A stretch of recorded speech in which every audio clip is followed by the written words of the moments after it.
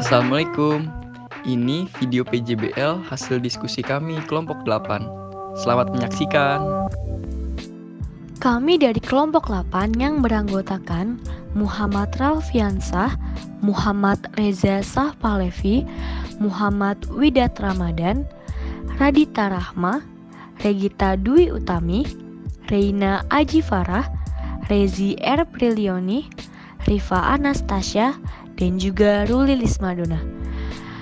Dengan tutor kami yaitu Dr. Atorik. Selanjutnya, kita akan masuk pada skenario project based learning, yaitu seorang laki-laki datang ke puskesmas dengan keluhan batuk terutama pada malam hari. Bisa kita lihat pada skenario bahwa seorang laki-laki sedang memiliki keluhan batuk. Oleh karena itu, pada video kali ini kita akan membahas yang pertama adalah penjelasan tentang anatomi dan fisiologi organ-organ sesuai pada kasus tersebut. Yang kedua, bagaimana cara mencegahnya dan juga kesimpulannya. Apa itu respirasi? Sebagian besar orang berpikir bahwa respirasi sebagai proses menghirup dan menghembuskan udara. Namun, dalam fisiologi, respirasi memiliki arti yang jauh lebih luas. Respirasi mencakup dua proses yang terpisah tetapi berkaitan, yaitu respirasi selular dan respirasi eksternal. Respirasi selular. Istilah respirasi selular merujuk pada proses-proses metabolik intrasel yang dilaksanakan di dalam mitokondria yang menggunakan O2 dan menghasilkan CO2 selagi mengambil energi dan molekul nutrien. Respirasi eksternal. Istilah respirasi eksternal merujuk ke seluruh rangkaian kejadian dalam pertukaran O2 dan CO2 antara lingkungan eksternal dan sel tubuh. Paru-paru. Paru-paru menepati sebagian rongga dada. Karena kedua paru-paru ini dibagi menjadi beberapa lobus dan masing-masing mendapatkan satu bronkus. Jaringan paru-paru terdiri dari saluran pernapasan yang bercabang-cabang yang terdiri dari alveolus, pembuluh darah, dan sejumlah jaringan ikat.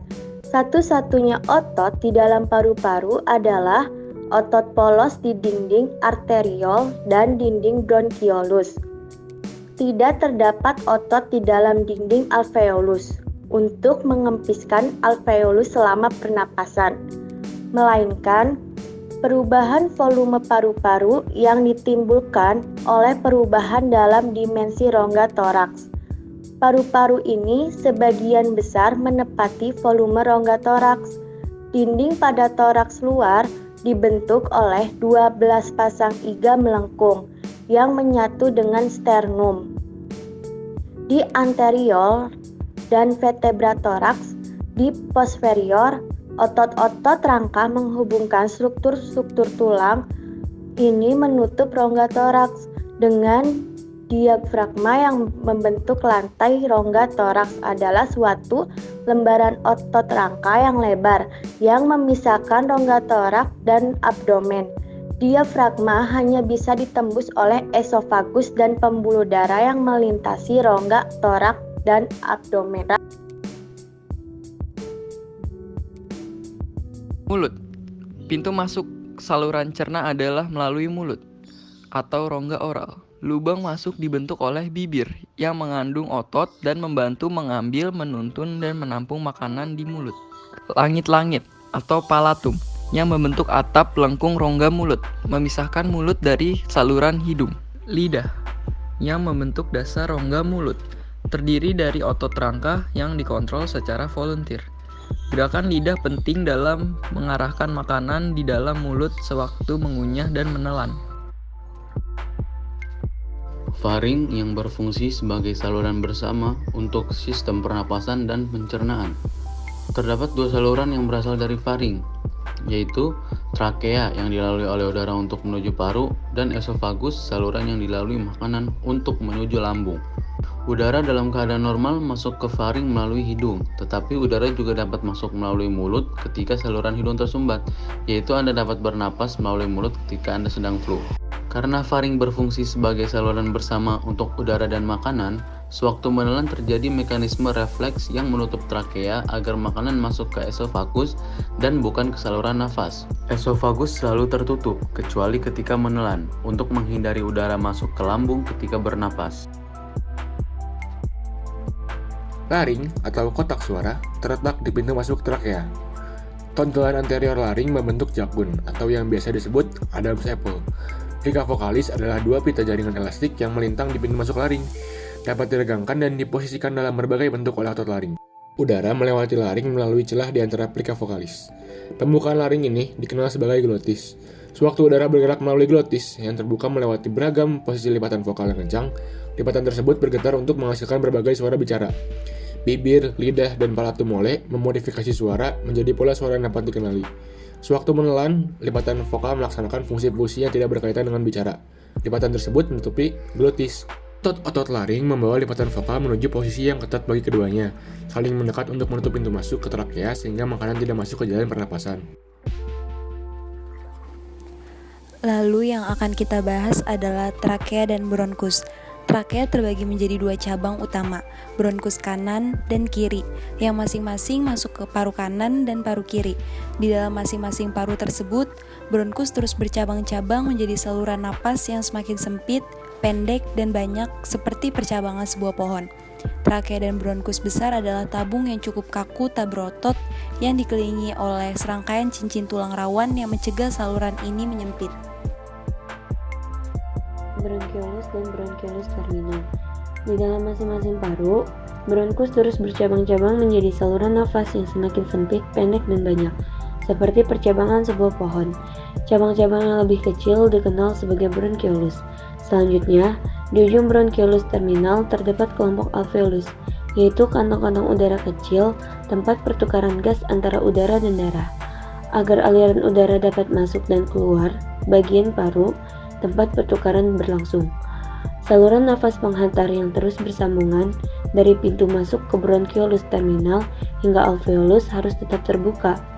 Trakea dan bronkus besar adalah tabung yang cukup kaku, tak berotot yang dikelilingi oleh serangkaian cincin tulang rawan yang mencegah saluran ini menyempit. Bronkiolus yang lebih kecil tidak memiliki tulang rawan untuk menjaga mereka tetap terbuka.